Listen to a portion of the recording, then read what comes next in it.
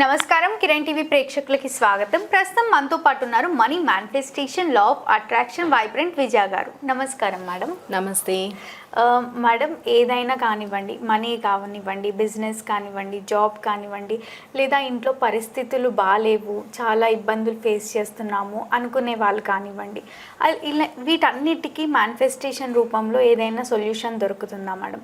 ఒకవేళ దొరికితే వీటన్నిటికీ సొల్యూషన్ దొరకడానికి ఎలా మేనిఫెస్టేషన్ చేసుకోవాలి? ఇంకా మంచి క్వశ్చన్ అడిగావు గాయత్రి. మీరు అన్నట్టు పరిస్థితి ఎలా ఉన్నా కూడా నా పరిస్థితి మారాలి అనుకోవడమే ఫస్ట్ స్టెప్. ఎప్పుడైనా నీలో నుంచి ఆ మార్పు అనేది కోరుకోవడం నీ వంతు. నా వంతే, వేరే ఎవరు చెప్పరు గాయత్రి మారు అని ఎవరు చెప్పరు.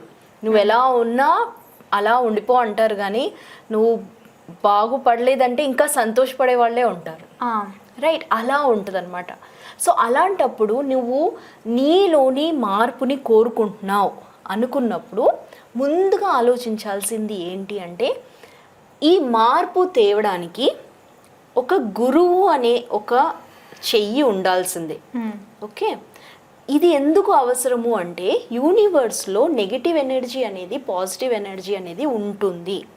వాటిని మనము ఇక్కడ పాజిటివ్ ఎనర్జీకి నెగిటివ్ ఎనర్జీకి మధ్య నువ్వు ఫైట్ చేయడానికి రాలేదు. నువ్వు వచ్చింది ఎందుకు అంటే, నీలోని సృజనాత్మకతను అర్థం చేసుకొని, నీలోని ప్యాషన్ని అర్థం చేసుకొని, నువ్వు ఎలాంటి జీవితాన్ని కోరుకున్నావో అలాంటి జీవితాన్ని నెరవేర్చుకోవడానికి వచ్చావు. అంతే మేడం. ఇది నీ ఓన్లీ ఫోకస్. ఈ ఫోకస్ నీ మీద ఉండాలి. జనరల్గా సొసైటీలో ఏమవుతుంది, ఎలా ఉంది అనే దాని మీద ఫోకస్ పెట్టావనుకో, నువ్వు అవే చూస్తూ ఉంటావు. నీ అట్రాక్షన్ అనేది దాని మీద సంబంధం ఏర్పడి ఉంటుంది. నీ థాట్ అనేది ఎప్పుడైనా ఆలోచన అనేది రియాక్షన్ మీద డిపెండ్ అయి ఉంటుంది. అంటే నువ్వు ఆల్రెడీ యాక్షన్ చేసి ఉంటావు.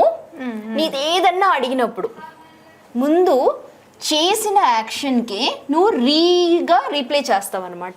అదెలా మేడం? నువ్వు ఆలోచిస్తున్నావు నేను ధనవంతురాల్ని అవును అనేటప్పుడు నీ ఫస్ట్ థాట్ ఎక్కడికి వెళ్తుంది? నీ బ్యాంక్ అకౌంట్లోకి వెళ్తుంది. నేను ధనవంతురాల్ని అనేటప్పటికే నీ ఆల్రెడీ ఉన్న యాక్షన్, ఆల్రెడీ మన మైండ్లో ఉన్న దాని మీదే మన ఆలోచన వెళ్తుంది. అవును, అది సర్వసామాన్యం. ఇది దీనివల్లే మనము అనుకున్నది, మనం కోరుకున్నది మనం సాధించలేకపోతున్నాం. సో మెయిన్ థాట్ వచ్చినప్పుడు మనం ఎలా రెస్పాండ్ అవుతున్నాం అనేది ఇంపార్టెంట్. రెస్పాండ్ అంటే మనం ఎలా దాని మీద స్పందించకుండా, రియాక్షన్ అవ్వకుండా దానిని నువ్వు ఎలా తీసుకుంటున్నావు అనేది ఇంపార్టెంట్. అంటే ఎలా తీసుకుంటున్నావు అంటే దాని గురించి నీ మార్పు అనేది ఎలా తీసుకొస్తున్నావు అనేది ఇంపార్టెంట్. ఓకే, థాట్ ఎప్పుడైనా నెగటివ్ అయినప్పుడు ఆపోజిట్ థాట్ థింక్ చేయి.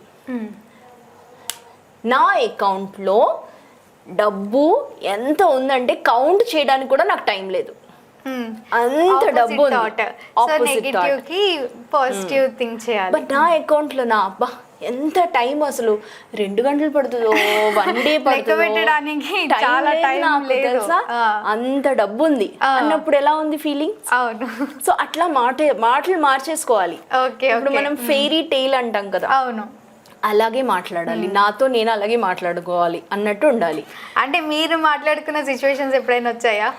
అఫ్ కోర్స్, మెంటల్లీ అక్కడ నడుస్తూ ఉంటుంది. నీతో మాట్లాడుతూ ఉంటాను కానీ వెనక ఐఎమ్ వెల్దీ, ఐఎమ్ అది ఇది నడుస్తూనే ఉంటుంది, ఐఎమ్ రిచ్. అలా అది నేర్చుకోవాల్సింది, అది ప్రాక్టీస్ వల్ల వచ్చేస్తుంది. సో ప్రెజెంట్ మూమెంట్లో ఇప్పుడు జరిగేది ప్రెజెంట్ పాస్ట్ వైబ్రేషన్. అంటే నేను ఇచ్చిన వైబ్రేషన్ వల్ల ఈ ప్రెజెంట్ జరుగుతుంది. నా పాస్ట్లో నేను ఇచ్చే వైబ్రేషన్, ఆ పాజిటివ్ వైబ్రేషన్ వల్ల నా ప్రెజెంట్ నడుస్తుంది. ఈ ప్రెజెంట్తో నాకు అసలు సంబంధమే లేదు. ఓకే, ఇది బాగున్నా బాగాలేకపోయినా నాకు ఇది ఆ క్షణంలోనే నడిచే విషయం. అవును, దానితో నాకు సంబంధం లేదు. కానీ నాకు సంబంధం ఉన్నది నౌ, అంటే ఇప్పుడు ఈ మాత్రమే. క్షణంలో నేను హ్యాపీ ఉన్నానా సాడ్ ఉన్నానా అనేది ఇంపార్టెంట్.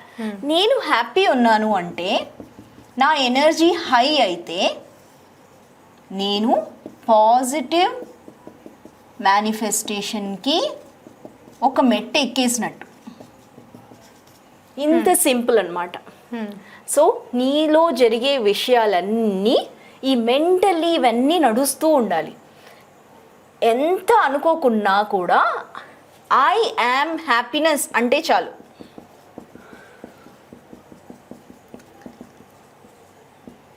వైబ్రేషన్ మారిపోతుంది. ఈజీగా మనం వైబ్రేషన్ మార్చాలి ఇప్పుడు అంటే మైండ్ లో నేను బాలేను అనుకోకుండా ఐ యామ్ హ్యాపీనెస్ అనగానే ఒక వైబ్రేషన్ అనేది మారిపోతుంది. నువ్వు ఇక్కడి నుంచి అక్కడికి వెళ్ళిపోతావు అనమాట. అంటే ఈ నెగటివ్ వైబ్రేషన్ నుంచి నువ్వు పాజిటివ్ వైబ్రేషన్కి ఎంత త్వరగా రావాలి అంటే ఐఎమ్ హ్యాపీనెస్ అనగానే చాలు, యూనివర్స్ వచ్చేసి నీ ఈ వైబ్రేషన్తో నిన్ను ముడిపట్టేసుకుంటుంది. ఓకే. సో ఇలాంటి ఈ సిచ్యువేషన్ని నీకు ఇప్పుడు ఈ వైబ్రేషన్ మారుతున్నది కనిపిస్తుందా, నీలో ఆ వైబ్రేషన్ మారుతుందా? థాట్ని నేను ధనవంతురాల్ని అనేటప్పటికే ఉన్న ఆ థాట్ని నేను ఇప్పుడు నీ వైబ్రేషన్లో ఆ మార్పుని తేగలిగాను. నువ్వు ఇప్పుడు ఎన్ని కోట్లు ఉన్నాయో నేనే లెక్క పెట్టలేకపోతున్నాను అన్నట్టు ఆ ఫీలింగ్స్లోకి వచ్చేసావు. ఈ ఫీలింగ్స్ని నువ్వు తీసుకురావాలి అనుకున్నప్పుడు ముందు నాకు తెలియాల్సింది ఏంటి అంటే స్టెప్స్. అంటే మేనిఫెస్టేషన్ చేయడానికి ఇది మనీ పరంగా అవ్వచ్చు, రిలేషన్షిప్ పరంగా అవ్వచ్చు, హెల్త్ పరంగా అవ్వచ్చు, ఏదైనా ముందు మనకు కావాల్సిన బేసిక్ స్టెప్ ఏంటి అంటే నాకు ఏమి వద్దు అనే దాని మీద అవగాహన అనేది పక్కాగా ఉండాలి. నాకు ఇది వద్దు అనుకున్నప్పుడు నెక్స్ట్ స్టెప్ అంటే ఇది ఒక పెయిన్ లో ఎనర్జీ, ఇది లో ఎనర్జీ. ఈ ఎనర్జీ ఎప్పుడైనా నిన్ను లోకే తీసుకెళ్తుంది. అంటే నీకు ఎలాంటి ఎనర్జీ ఉంటుంది అంటే వద్దు అన్నది లో ఎనర్జీలో నువ్వు ఉన్నంతసేపు, నేను అన్నాను కదా ప్రెసెంట్లో పాస్ట్ వైబ్రేషన్ ఉంటుంది అని. నౌలో అంటే మేడం నాకు అనిపిస్తుంది ఏంటి అంటే మనకి ఏం వద్దు అని తెలియడం అది పాజిటివే కదా. పాజిటివ్ ఎప్పుడు అవుతుంది? నెక్స్ట్ మూమెంట్కి అవుతుంది. కానీ నాకు ఏం వద్దు అంటే ఆ పరిస్థితిలో ఉన్నప్పుడు నువ్వేం ఆలోచిస్తావు? నాకు ఇది వద్దు అనడానికి అయిపోతుందిలే, ఉంటానులే. అవును. అంటే కొంతమంది ఎలా ఉంటారంటే ఎలాగో ఉంది ఈ పరిస్థితి, ఇందులో ఏం మార్పు ఏం తెచ్చుకుంటాను అనే ఒక ఫీలింగ్ రాకుండా నాకు ఇది వద్దు అని గట్టిగా అనాలి. అనలేము, ఇంకా ఫేస్ చేద్దాంలే, ఇంకెప్పుడు ఉండేదే. అది కష్టం నష్టం అసలు అంటే. అందుకు మనం ఎప్పుడైనా ఈజీ వే అవుట్ చూడాలి. Easy way out. ఓకే. ఈజీగా జీవితాన్ని ఈజీగా ఎందుకు తీసుకెళ్ళొద్దు అనే ఒక థాట్లోకి వెళ్ళాలి. నా దగ్గర కష్టం ఉంది అంటే ఓకే, నేను ఈ కష్టంలో జీవిస్తేనే నేను బాగుపడతాను అనుకుంటే మాత్రం అది అలాగే ఉండిపోద్ది. ఎందుకంటే అవన్నీ వైబ్రేషన్తో సంబంధం. ఫేవరెటిజం లేదు, లక్కీ లేదు, లక్ వస్తుంది అప్పుడు నేను బాగుపడతాను, అవి ఏమీ పనిచేయదు. ఓన్లీ పనిచేసేది ఏంటి అంటే నువ్వు లో ఎనర్జీ నుంచి ఎప్పుడు హై ఎనర్జీకి రావాలి అనే ఒక థాట్ అనేది రావాలి. నువ్వు అన్నావు కదా పాజిటివ్ ఎనర్జీ కదా నాకు ఏది వద్దు అని తెలియడం, అది చాలా చాలా మంచి ఘట్టం. నాకు ఇది ఇంకా చాలు అనుకుంటావు కదా, ఇంకొద్దు ఇది అనుకుంటావు కదా, అది ఆ మెట్టు ఎక్కగలిగావా లేదా అనేది ఇంపార్టెంట్. నెక్స్ట్ భయపడి వెళ్ళలేరు. అంటే డిప్రెషన్లో ఉన్నవాళ్ళు లేదా ఇమోషనల్గా డిపెండెంట్ అయిన వాళ్ళు, ఇంకా నేను ఏం చేయలేను, నాకు వాళ్ళకి వాళ్ళు చెప్పుకోలేరు ఏం వద్దు అనే దాని మీద. సో అక్కడ నేను వర్క్ చేస్తూ ఉంటాను. మోస్ట్ ఆఫ్ మై పార్టిసిపెంట్స్ ఇది వద్దు అంటే పని జరగదేమో అనే ఆలోచన మీద ఉంటారు. సో నాకు వచ్చే క్లయింట్స్ వీళ్ళందరూ ఇక్కడ స్టక్ అయిపోయి ఉంటారు. నాకేమొద్దు అనే దాని మీద స్టక్ అయినప్పుడు ఆ క్లారిటీని తీసుకురావడం నా వంతు. అంటే నార్మల్గా నాకేం వద్దు అన్న ఆలోచన మీద ఉండరు, ఏది పని ముందుకు వస్తే అది పని చేసేస్తూ ఉంటారు. ఇంకా అది వద్దు అనిపించినా కూడా చేసుకుంటూ వెళ్ళిపోతూ ఉంటారు. That is called tolerating. ఒక రకమైన టాలరేషన్. ఇంకా పడతానులే. ఓకే. అంటే వద్దు అనిపించినప్పుడు ఒకసారి స్టాప్ చేసేయాలి, దాని దగ్గరికి వెళ్ళకూడదు. ఇంకా స్టాప్ చేయాలి అంటే కొన్ని ప్యాటర్న్స్ ఉంటాయి. అంటే ఎలాంటి ప్యాటర్న్స్ మేడం? ఈ ప్యాటర్న్స్ అనేవి ఇమోషనల్గా మనకు మనని అది కింది లో ఎనర్జీలోకే తీసుకెళ్తుంది. Okay okay. ఈ ప్యాటర్న్స్ని వర్క్ చేయాలి మనం. ప్యాటర్న్స్ అర్థం చేసుకోవడానికి ఒక కోచ్ అనే అవసరం వస్తుంది. ఓకే, సో ఈ ప్యాటర్న్స్ లో ఎనర్జీని కట్ చేయాలి అంటే ఆ ప్యాటర్న్స్ని మనం అర్థం చేసుకోవడం చాలా కష్టం. అంటే ఒక్క మనిషిలోని ఆ ప్యాటర్న్స్ని అంత ఈజీగా నేను 10 సంవత్సరాలు అవుతుందేమో నేనుగా తెలుసుకోవడానికి. అదే ఒక కోచ్ ఉంటే maybe in 1 month or 1 day cut అయిపోద్ది. అవును, అది దాని ప్రాముఖ్యత. నెక్స్ట్ స్టెప్ ఇస్ నాకు ఏం కావాలి అనే దాని దగ్గర కూడా కోచ్ అవసరం ఉంటుంది. అంటే ఎలాంటి coach? Life coach, okay. So manifestation coach. నేను ఇక్కడే వర్క్ చేస్తూ ఉంటాను అంటే నా పని ఇక్కడ నడుస్తుంది. నాకేం కావాలి అంటున్నావు కదా, నాకేం కావాలి అనేటప్పుడు ఈ క్లారిటీ, నాకేమొద్దు అన్నప్పుడు నువ్వు నాకేం కావాలి అనే దానికి నెక్స్ట్ స్టెప్కి వెళ్ళిపోతున్నావు. నెక్స్ట్ స్టెప్కి వెళ్ళినప్పుడు కూడా అందులో కూడా చాలా డౌట్స్ ఉంటాయి. నాకేం కావాలి, నిజంగా ఇదే కావాలా అనే ఒక ఆ థాట్ లో కూడా చాలా కన్ఫ్యూజ్ గా ఉంటా, నిజంగా ఇదే కావాలా, సో నా మైండ్ దీని మీదే ఉందా అని. ఎగ్జాక్ట్లీ. సో ఆ కన్ఫ్యూజన్ ని కూడా మనం క్లారిటీ తెచ్చుకోవాలి అంటే ఒక కోచ్ అవసరం ఉంటుంది. గురువు అనే అవసరం ఉండడానికి ఆస్కారం ఉన్న ప్రదేశాలు ఇవన్నీ. ఓకే. సో ఇవి నేను ఎందుకు ఎక్స్ప్లెయిన్ చేస్తున్నానంటే ఎందుకు కోచ్, ఎందుకు వర్క్షాప్ అనుకున్న వాళ్ళ కోసం. ఇది వింటే సరిపోదు, దీంట్లోని ఎక్స్పీరియన్స్ని మనం అర్థం చేసుకోవడానికి, దీంట్లోని లైఫ్ ఈజీ వే అవుట్ అంటున్నాను కదా, ఈ ఈజీ వే అవుట్కే ఇవి. ఓకే. ఈజీగా లైఫ్ని సాధించాలి లేదా ఈజీగా నా లైఫ్ని నేను తీసుకువెళ్ళాలి అంటే ఈ వీటి మీద నాకు పట్టు ఉండాలి. ఆ పట్టు రావాలి అంటే ఒక మనిషి తోడు ఉండాలి. ఆ మనిషి హై ఎనర్జీలో ఉండాలి. హై ఎనర్జీ ఉంటేనే ఈ లో ఎనర్జీని కట్ చేసే ఆస్కారం ఉంటుంది. సో ఇక్కడ నడిచేది ఇలా.